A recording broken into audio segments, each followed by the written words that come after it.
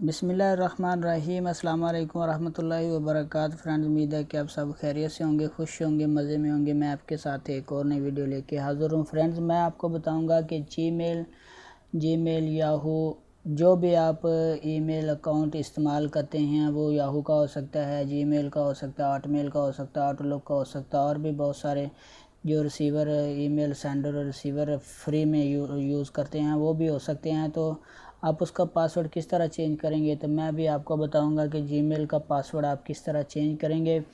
تو فرینڈز، پچھلی ویڈیو میں نے آپ کو بتایا تھا اس ان باکس کے بارے میں۔ اس کے بعد ابھی بتاؤں گا کہ آپ اپنے اکاؤنٹس کی سیٹنگ، تو سمپل آپ نے کرنا کیا ہے، یہ سیٹنگ بٹن پہ کلک کر کے سیٹنگ میں چلے جانا ہے۔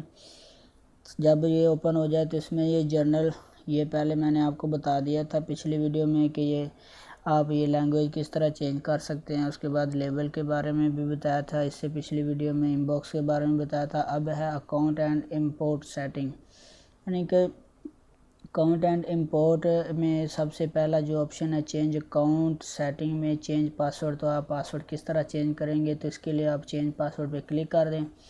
جب آپ پاسورڈ چینج پہ کلک کریں گے تو وہ آپ سے پوچھے گا to continue fast verify it's you, تو اس کے لیے آپ کو وہ پہلے والا پاسورڈ جو ہے وہ لگانا پڑے گا۔ تو وہ میں پاسورڈ یہاں پہ لگاتا ہوں،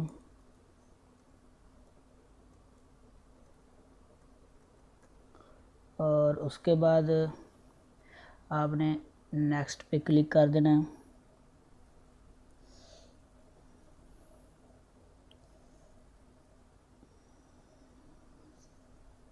جی، اب نیکسٹ پہ کلک کرنے کے بعد وہ آپ سے کہہ رہا ہے نیو پاسورڈ دیں، جو چینج کرنا ہے، جو آپ نے چینج کر کے نیو پاسورڈ بنانا ہے وہ آپ نے اب یہاں پہ نیو پاسورڈ لکھنا ہے۔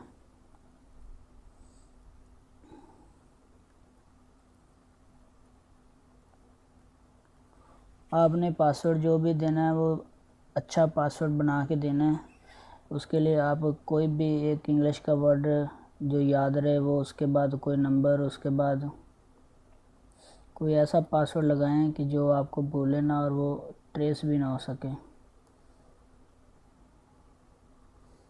تو یہ پاسورڈ جو ہے میں نے اوپر نیو پاسورڈ لگایا تھا، اس کے بعد نیچے کنفرم نیو پاسورڈ۔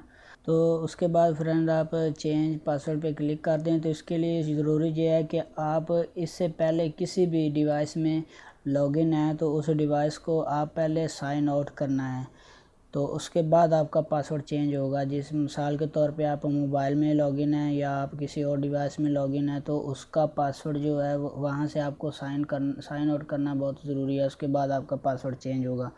تو فرینڈز، امید ہے کہ ویڈیو آپ کو پسند آئی، تو باقی چیزیں ڈسکس کریں گے اگلی ویڈیو میں۔ تب تک کے لیے اجازت۔ اللہ آپ سب کا حامی ناصر و اللہ نگہبان۔